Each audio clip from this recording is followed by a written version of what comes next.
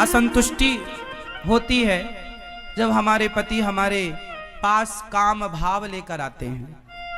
हमारा मन बेचैन हो जाता है कि हमारे हृदय में जो कृष्ण हैं पता नहीं वो निकलकर बाहर ना चले जाएं। ऐसा उस बहन ने मेरे से सवाल किया कि जब पति काम भाव से अपनी पत्नी के पास आता है तो पत्नी को अच्छा नहीं लगता, क्योंकि पत्नी के अंदर भगवत भक्ति जाग गई है, प्रेम जाग गया है।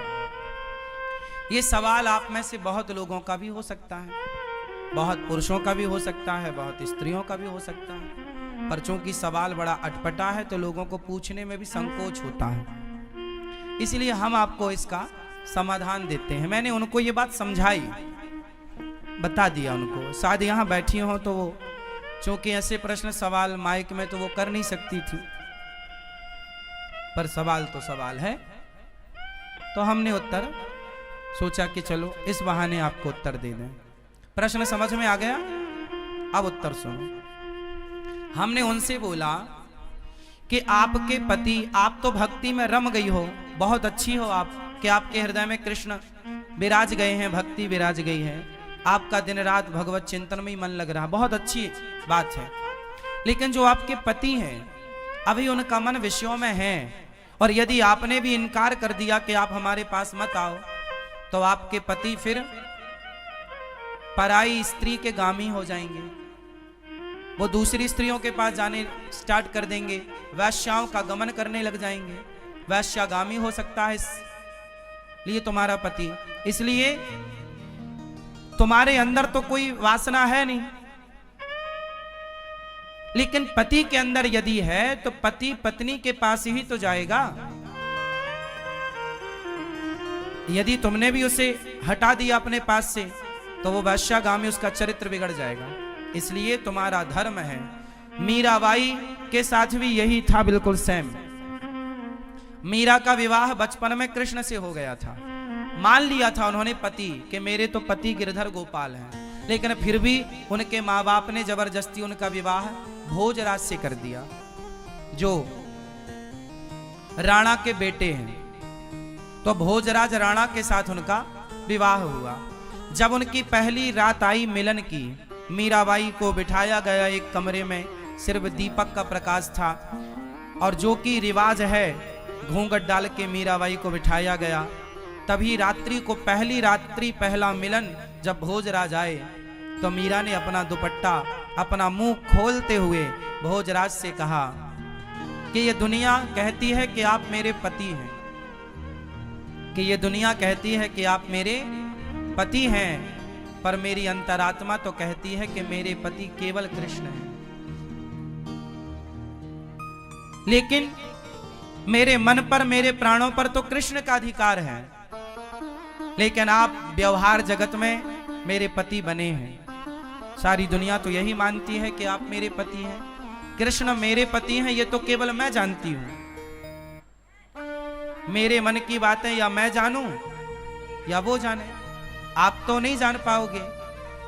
तो मेरा मन, मेरे प्राणों पर, मेरे मन पर तो मेरे कृष्ण का अधिकार है, लेकिन आप यदि मुझे अपनी पत्नी मानते हैं तो आपके सामने मेरा शरीर है। यदि मेरे शरीर की भूख है आपको तो मेरे शरीर से आप अपनी भूख मिटा सकते हैं, मैं मना नहीं करूंगी। आप मेरे शरीर से अपनी भूख मिटा लीजिए, लेकिन मेरे मन पर, मेरे प्राणों पर तो मेरे गिरधर गोपाल का ही वश है, कब्जा है। तो इस बात से यह सिद्ध होता है कि यदि आपका पति कामुक है तो फिर आपका धर्म है कि आप अपने पति को भी धीरे धीरे सत्संग से जोड़ें, कथाओं से जोड़ें, धीरे धीरे उसके मन को भी बदलें और उसका साथ दें। आप यदि सोचेंगी कि मैं तो भक्ति में रमी हूं, अब मेरे पति जो मेरे साथ रमण करेंगे तो वो गलत है, वो गलत नहीं है। आपका धर्म है कि आप अपने पति को खुश रखें, प्रसन्न रखें, धीरे धीरे उसे भी सत्संग से जोड़कर। देखो, मन बदला जा सकता है, मन बदला जा सकता है। कैसे? सत्संग से। यदि स्त्री भक्ति करने लग गई और पति को छोड़कर चली गई तो तुम्हारा कल्याण होगा। तुम्हारा धर्म क्या है कि यदि तुम्हारे हृदय की शुद्धि हो गई है तो तुम अपने परिवार के सभी सदस्यों की, अपने पति की, अपने बच्चों की भी शुद्धि करो हृदय की, अपने भक्ति के प्रभाव से, अपने जप, अपने तप के प्रभाव से। यदि आप केवल भक्ति करने लग गई और भाग गई घर से कि अब जी तो मैं तो वृंदावन रहूंगी, मैं तो घर में नहीं रहूंगी, तो ये तो भागना हो जाएगा, ये तो रण छोड़ के भागना हो जाएगा। फिर आपका धाम में आकर के वास करना, अपने पति को छोड़कर, अपने बच्चों को छोड़कर, ये आपका धर्म नहीं है। धर्म तो ये है कि पति और बच्चों के साथ रहकर जो प्रेम आपके भीतर जागा है वही प्रेम पति और पुत्र के भीतर जागा कर उनका भी कल्याण कीजिए और उनका साथ दीजिए। और ये पति पत्नी का अधिकार होता है एक दूसरे के लिए। उस अधिकार से ना पत्नी वंचित करे पति को, ना पति वंचित करे पत्नी को। पति पत्नी दोनों आप खुश हैं, ये बहुत अच्छी बात है। ना तो पत्नी पर पुरुषगामी बने, ना तो पति पर स्त्रीगामी बने। यदि कोई पुरुष पर स्त्रीगामी है, याद रखिएगा, बहुत स्पष्टता से समझिएगा, यदि कोई पुरुष पर स्त्रीगामी है और कोई स्त्री पर पुरुषगामी है तो आप ही बताइए दोषी कौन है? उत्तर दो। यदि आपका पति पर स्त्री गामी है, मीन्स पर स्त्री के पास रहता है, तो इसका जिम्मेदार कौन है? कौन? कौन? यदि पति पर पुरुषगामी है, पर स्त्रीगामी है, तो जिम्मेदार कौन है? और स्त्री यदि पर पुरुषगामी होगी तो जिम्मेदार कौन है? पति पत्नी ही जिम्मेदार है। इसलिए गृहस्थ जीवन में पत्नी का धर्म है। पत्नी को मोहिनी कहा जाता है। पत्नी को क्या बोला जाता है? भगवान नारायण ने 24 अवतारों में एक अवतार कौन सा लिया? मोहिनी अवतार। स्त्री, इसलिए हमारे भारत में श्रृंगार होता है। श्रृंगार किसका होता है? स्त्री का होता है, पुरुष का नहीं होता। स्त्री का ही श्रृंगार क्यों होता है? पुरुष का क्यों नहीं होता?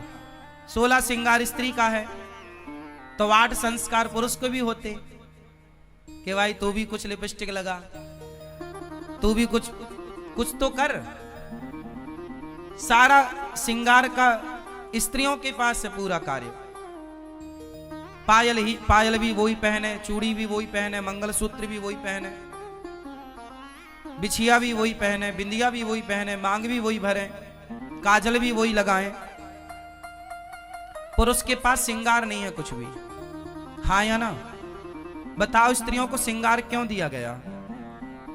ताकि स्त्रियां उस श्रृंगार से सुंदर दिखें और उस सुंदरता से वो केवल अपने पति को रिझाएं, सिर्फ अपने पति को रिझाएं। मोहिनी है ना, पति को इतना मोहित करो अपने पति को कि आपका पति पर स्त्री गामी ना बनने पावे।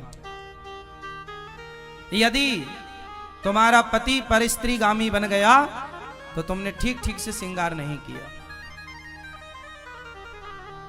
लेकिन आजकल श्रृंगार होता तो है जमाने के लिए, पति के लिए तो कुछ नहीं है। इसलिए पड़ोसन को रोज, इसलिए जेठालाल दया को नहीं बबीता को ज्यादा देखता है।